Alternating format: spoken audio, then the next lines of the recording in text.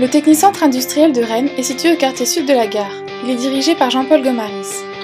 Au Technicentre, on travaille dans les productions telles que les serrures, baies, armoires électriques, freins hydrauliques, métrologie. Depuis 2006, ces ateliers sont devenus réparateurs national des organes de frein, puis en 2008, centre d'excellence de freinage ferroviaire. Depuis quelques années, le Technicentre ne rénove plus les voitures de train car les rames sont devenues de plus en plus récentes et ne ressemblent plus à la nécessité d'un tel besoin. Le Technicentre comprend 29 bâtiments sur 7 hectares et emploie 450 agents. Cependant, l'ancienneté du site, cela fait plus de 150 ans qu'il a été créé, l'évolution des conditions de travail, d'organisation et les changements de production ne conviennent plus avec sa configuration actuelle et ne permettent plus son optimisation. Un nouveau Technicentre industriel est alors envisagé et il est aujourd'hui en cours de construction dans la zone industrielle à Saint-Jacques-de-la-Hande près de Rennes. On pourrait penser qu'un nouveau site avec des locaux neufs, mieux adaptés et de meilleures conditions de travail recueillerait de la part des employés une satisfaction générale. Mais les agents restent tout de même perplexes puisqu'un tel déménagement amène de nombreux inconvénients, comme l'augmentation du temps de trajet et des coûts de transport, leur environnement de travail change et de nombreux agents craignent une ambiance usine. De plus, il faut faire le deuil de la rénovation de voitures et du système ferroviaire, puis l'éloignement du centre-ville rennais pour une zone industrielle. Ainsi, le projet de communication qui m'a été confié pour ce stage consistait à les aider au mieux à s'intégrer dans le processus de changement, de les faire adhérer au futur Technicentre. J'avais comme objectif auprès des personnels de les informer, de les convaincre et surtout de les rassurer en leur démontrant que leurs craintes n'étaient pas fondées. La communication devait les accompagner le mieux possible à faire face à ce changement. Une problématique de communication interne qui n'était pas vraiment simple pour mon premier stage, mais très enthousiasmant pour moi.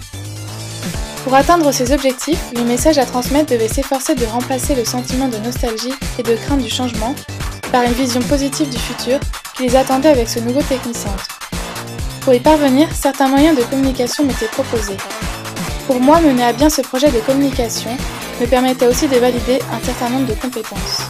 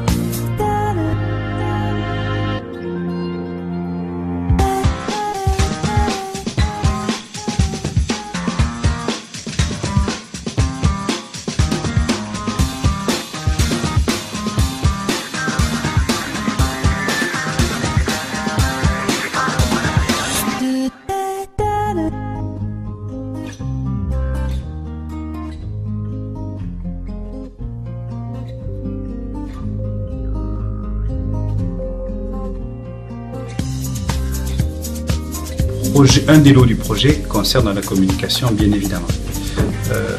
S'agissant d'une énorme évolution pour l'établissement, on a choisi de le traiter comme un lot, le faire traiter par l'équipe en codir resserré, donc des très proches autour de moi.